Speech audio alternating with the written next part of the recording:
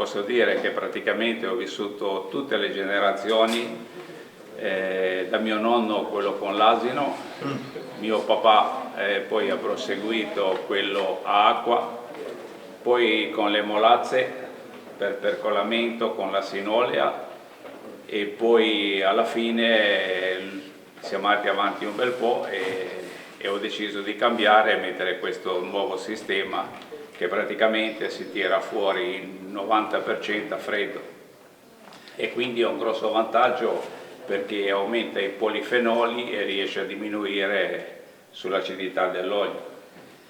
Un olio fatto a freddo sotto dei 25 gradi si conserva benissimo sino all'anno successivo come se fosse fatta al mese di novembre, se è tenuto bene.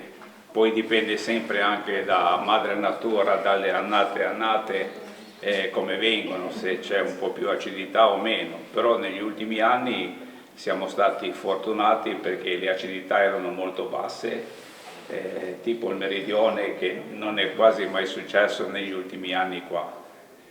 Posso interrompere un secondo perché qui ci dovremmo stare 30 secondi in più, siamo venuti apposta per capire come si fa l'olio extravergine d'oliva. Allora io a Lucinasco, al museo, ho fatto un'affermazione forse avventata, davanti a un gumbo a sangue ho detto vabbè, ma questo è interessante perché alla fine è cambiato, diciamo così, il metodo da un punto di vista tecnico, ma la sostanza è quella, cioè il frutto delle olive viene spremuto e viene fuori l'olio. Ma forse ho detto una stupidaggine. Adesso ci raccontate un po' bene, diciamo, il processo. Non è che ha detto una stupidaggine, perché io le posso dire che ricordo bene tutte queste epoche che sono avvenute nell'arco di 60 anni, perché io ne ho 70 e quindi a 11 anni ho cominciato a fare questo lavoro e le ricordo benissimo. Come diceva lei, una volta il prodotto, lavorando continuamente, veniva fuori un prodotto genuino, diciamo, e adesso altrettanto con i sistemi che ci sono adesso, lavorando le olive praticamente si portano i contadini alla sera, si finisce alle 10, alle 11, a mezzanotte le olive sul frantoio, non ce ne rimangono mai, la qualità secondo me è superiore a una volta perché i sistemi sono evoluti e riuscendo a lavorare sotto i 25 gradi viene fuori un prodotto eccezionale. Di temperatura? Di temperatura, sì. Ma quindi una volta quella lì schiacciava, adesso questa cos'è? Una centrifuga? Cos'è? Questo è, io se volete vi spiego dall'inizio come si fa il procedimento. Le olive vengono tutte lavate, se c'è delle pietre o dei chiodi vengono scartate da due parti e escono fuori pulite come se fossero olive da salamoia. Poi vengono schiacciate, ci sono diversi sistemi, il nostro è a rulli che praticamente non fa vapore, non scalda, gira a basso volume, eccetera eccetera. La pasta poi viene granulata circa 25 minuti sempre a bassa temperatura. Granulata vuole dire tritata? No, tritata si trasforma nel frantumatore e poi viene granulata nelle granule. Se volete vi posso anche far vedere, gira molto lentamente e riesce a portare, sono in un ambiente tiepido, l'olio alla superficie. Quando noi, avendo la temperatura, capiamo che è da tirare fuori, passiamo al decanter. Questo decanter ha un grosso vantaggio che ha tre fasi. Una viene fuori la sansa, l'altra l'acqua, che sarebbe il nocciolo, lo scarto, sì. L'altro viene fuori il liquido, l'acqua sporca, e l'altra viene fuori l'olio pulito.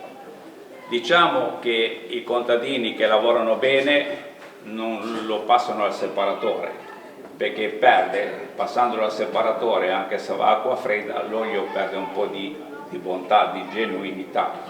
Il 90% prende dal centrifugo, lo travasa una volta in più perché fa leggermente un po' di fondo e praticamente viene fuori un olio che è la fine del mondo. Se avete la possibilità di assaggiarlo, oggi penso che ce l'avete, si fa degli oli che tirano sui morti, io dico, perché sono la fine del mondo, io me lo dico da solo perché ci sono nato. Questo è marketing, signore. No, ma fa piacere sia al contadino che vengono a farlo e sia io che lo produco, che l'ho vissute tutte queste esperienze.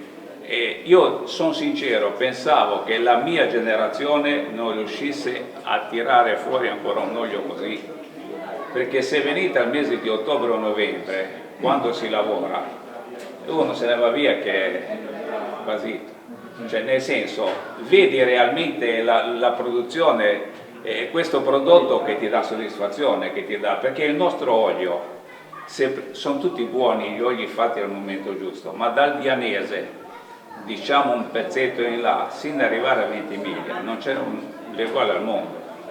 Se è fatto al momento giusto, io le dico, questi migliori cuochi sono tutti che lo cercano, quindi vuol dire che uno... Perché è dolce, perché non copre il sapore. Perché è dolce, non copre il sapore. Poi ogni 4-5 anni, come quest'anno che Madre Natura ci ha sostenuto, sino al mese d'aprile, perché noi abbiamo finito il 15, mi sembra, o al 16, si fa il tardivo. Finito il 15 di macinare. Di macinare. Di macinare. Si fa un olio che viene chiamato il tardivo, che è un olio molto chiaro, tipo il colore della maglietta, ancora di più. Non è un caso, è stato scelto.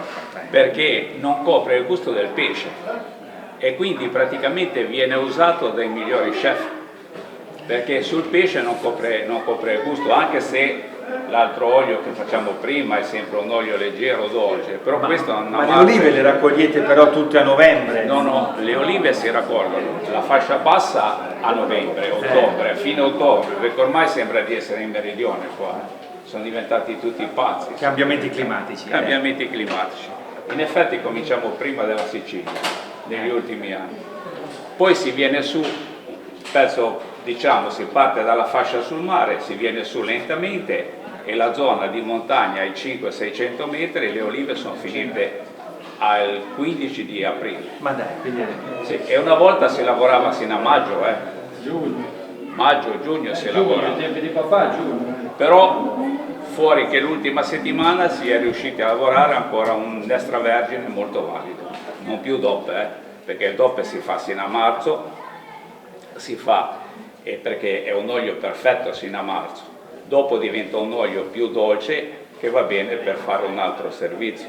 Quindi stagione cambiata, cambia sapore, perché se, vi spiego ancora questo, se voi volete fare l'olio buono dalla montagna, che le prendiamo a ottobre, noi facciamo della porcheria, è troppo indietro. È troppo indietro, sono troppo verdi all'amaro e quest'amaro non viene più via, anzi quest'anno qualcuno ci ha provato, è stato un disastro, rese basse e qualità pessime. Invece all'ultimo oli eccezionali, rese alte e qualità molto alte. Resa 20% sempre? Anche di più. All'inizio pare che sia una resa moltissima. Allora, all'inizio sotto del 20%, poi arriva al 24-25%. La giara è il vecchio contenitore dell'olio dove veniva tenuto l'olio anticamente.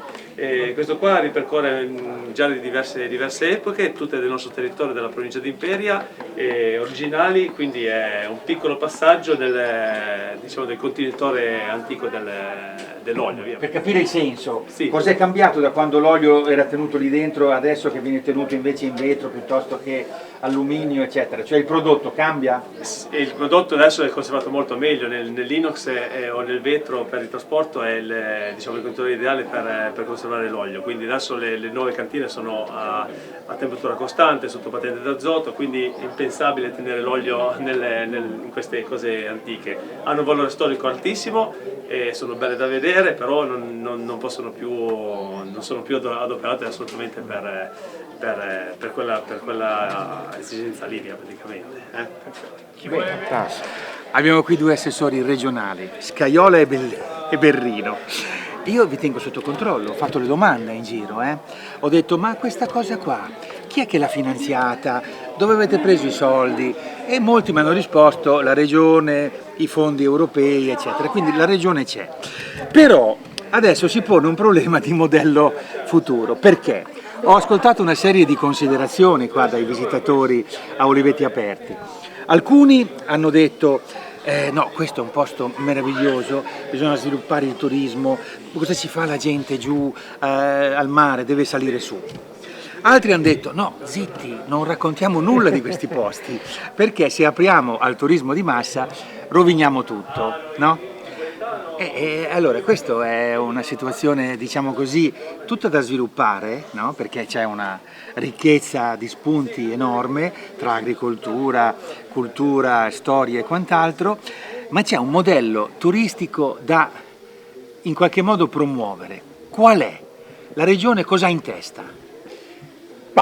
La domanda è una considerazione fantastica, secondo noi abbiamo in Liguria due bellissimi mari, uno azzurro che è quello in cui fare i bagni e l'altro quello verde dell'entroterra in cui immergersi e dove ci sono tantissimi di questi paesi medievali, uno di questi siamo qua ospiti. Ed esistono da 9 secoli, 10 secoli questi paesi, non penso che si rovinino se vengono calpestati questi bellissimi suoli da qualche migliaio di turisti in più.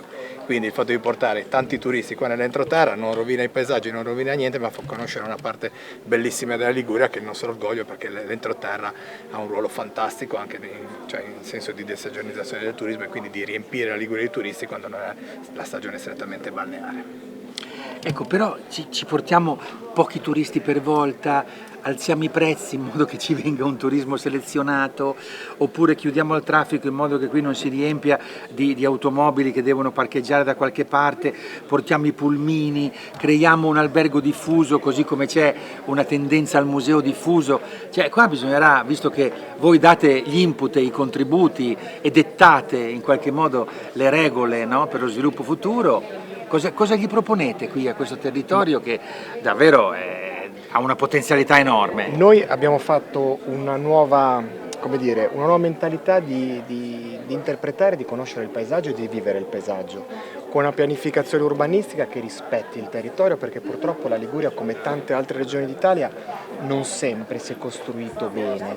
Noi quindi rendiamo il territorio più accessibile, più attenti nelle costruzioni e nelle modalità in cui possono essere fatti anche gli alberghi diffusi che stanno prendendo strada in Liguria, con tante località che nel verde immergono questi alberghi diffusi. Quindi, come diceva giustamente il mio collega, non dobbiamo avere paura del turismo, dobbiamo aprirci con un rispetto del territorio, e anche le norme che abbiamo messo in materia urbanistica, le agevolazioni ad esempio per le aziende dell'entroterra che vogliono ampliarsi, che vogliono recuperare il territorio agricolo, è una grande opportunità, anche perché non dimentichiamo che l'entroterra rischia di essere spopolato e molti territori vengono abbandonati, e quando piove, quando abbiamo quindi le situazioni ambientali più difficili, ne subiamo anche dei rischi con danni importanti. Quindi bisogna unire con saggezza le due mentalità per unire e quindi fare un turismo che sia sicuramente importante per lo sviluppo del territorio. Guarda, chiacchierando a ruota libera, due cose mi hanno colpito qua oggi. Una è la tendenza degli abitanti a conservare la propria identità, cioè questo discorso dei tanti piccoli musei, ma è roba che hanno raccolto loro in maniera, diciamo, spontanea, cioè non è stata una istituzione che è arrivata, no? E per cui questo raccogliere la storia, gli elementi, i pezzi. E l'altra cosa è che parlando con i collaboratori, no, degli olivicoltori, poi scopri che un signore è albanese, un altro, e quindi c'è un'integrazione perfetta, no, degli immigrati stranieri che con il loro know-how si sono inseriti perfettamente in una tradizione. Questa cosa qua da turista, devo dire, veramente mi ha colpito. Però si può fare questo discorso che hai detto solo se si mantiene la propria identità, perché se si perde la propria identità prima di tutto diventiamo globalizzati, nel senso che nessuno verrà qua perché trova qualcosa di diverso se non il paesaggio, e poi non si riesce a trasferire le tradizioni, che sono quelli che permettono anche a persone che scelgono di venire a vivere qua di vivere secondo i costumi e gli usi di generazioni di secoli e secoli di persone che qui hanno modificato il paesaggio per coltivare gli olivi, che hanno iniziato a fare l'olio, che hanno evoluto l'enogastronomia in un certo modo. Quindi se si perde identità non si riesce neanche a trasferire integrazione a chi sceglie di venire a vivere con noi. Ma guarda, l'esempio è stato bellissimo, perché il mio amico Carlo, che suo babbo gli ha insegnato come si fa a fare i muretti, l'ha trasmesso a due signori che vengono da fuori e adesso loro lo fanno perfettamente secondo la tradizione. Sicuramente. È un bel processo. La vera integrazione quando le persone che vengono sul nostro territorio sposano la nostra cultura, sposano le nostre tradizioni e le portano anche avanti con grande passione, con grande determinazione. Ci vuole rispetto del territorio, rispetto delle tradizioni. Poi noi liguri, a noi piace molto il paese, quindi la cultura di ogni singolo paese, e c'è anche una simpatica rivalità tra ogni singolo paese che deve diventare una sana concorrenza, quindi bisogna essere uniti ma allo stesso tempo valorizzare le proprie tipicità.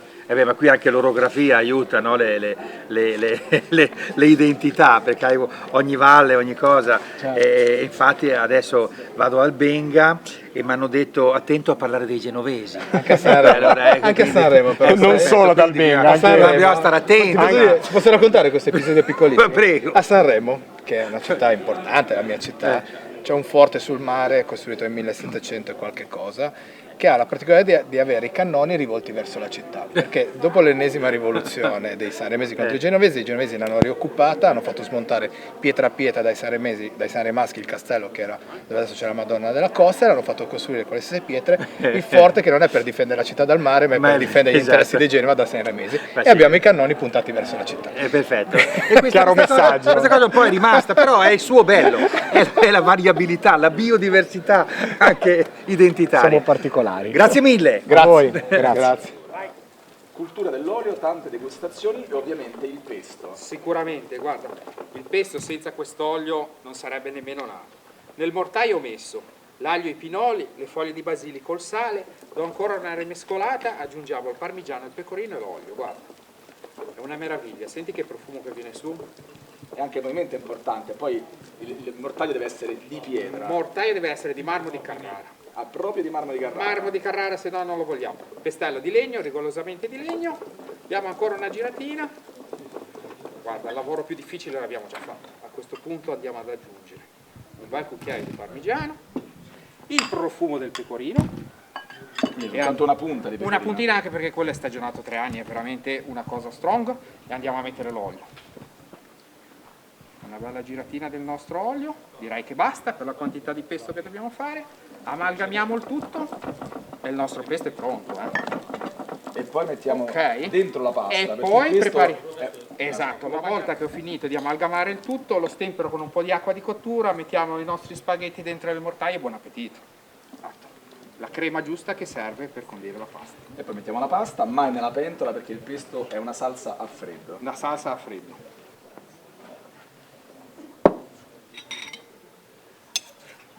Fumo invitante. Buonissimo.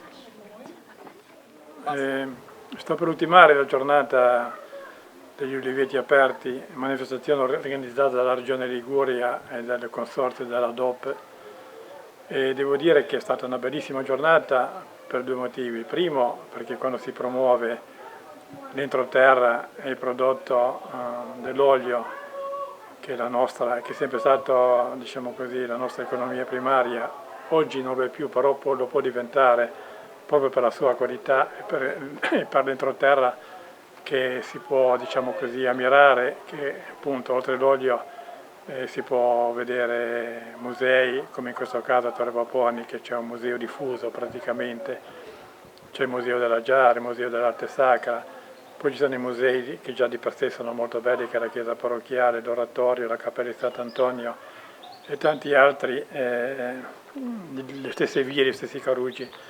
È stata una giornata con tante presenze, sia straniere che italiane. Si è fatto visita agli uliveti più significativi e storici del paese, risalenti praticamente all'anno 500-600, quando il paese è nato, veramente nato un po' prima, però diciamo che si è cominciato a sviluppare.